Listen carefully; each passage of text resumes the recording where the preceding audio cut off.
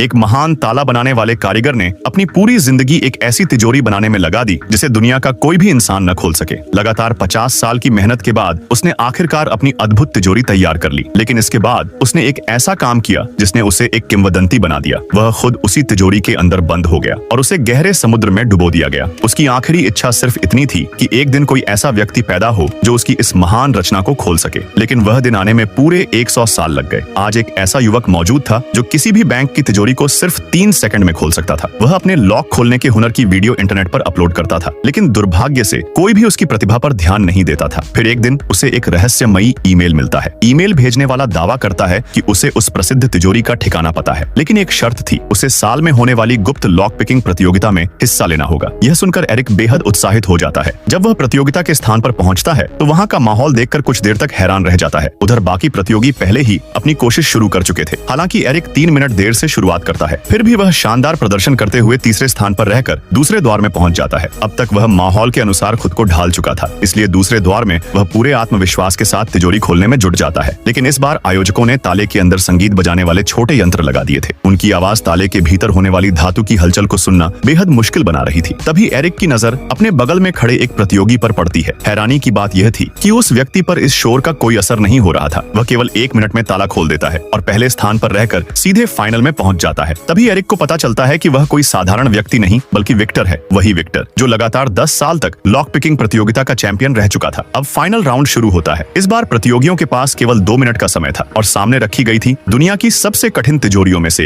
एक शाही तिजोरी, जिसे दुनिया के शीर्ष 3 सबसे जटिल तालों में गिना जाता था। विक्टर ध्यान से तिजोरी की आवाज सुनने लगता है। जल्द ही उसे पता चलता है कि तिजोरी के दरवाजे की परतों के बीच फोम भरा गया है, जिसकी वजह से अंदर की धातु की आवाज लगभग सुनाई ही नहीं दे रही थी। लेकिन विक्टर पूरी तैयारी के साथ आया था। वह एक खास यंत्र निकालता है जो बेहद हल्की आवाजों को भी बढ़ा सकता था। यह देखकर सभी को यकीन हो जाता है कि इस बार भी जीत उसी की होगी। लेकिन दूसरी तरफ एरिक के चेहरे पर कोई चिंता नहीं थी। वह धीरे से अपना दायां हाथ तिजोरी के दरवाजे पर रख देता है और उसी क्षण कुछ असाधारण होता है। उसे तिजोरी की पूरी आंतरिक संरचना का एहसास होने लगता है। दर्शकों की हल्की आवाजों से पैदा होने वाले सूक्ष्म कंपन तिजोरी तक पहुंच रहे थे और एरिक का हाथ उन सभी कंपन को महसूस कर पा रहा था। समय तेजी से बीत रहा था। अब केवल 1 मिनट बचा था, लेकिन एरिक अब भी बिल्कुल स्थिर खड़ा था। उसे देखकर सभी को लगने लगा कि उसने हार मान ली है। लेकिन तभी अचानक वह हरकत में आता है। उसकी उंगलियां तेजी से ताले पर चलने लगती हैं और केवल 7 सेकंड के भीतर वह तिजोरी के तीनों ताले खोल देता है। अगले ही पल तिजोरी का दरवाजा खुल जाता है। इस तरह लॉक पिकिंग की दुनिया को अपना नया चैंपियन मिल जाता है।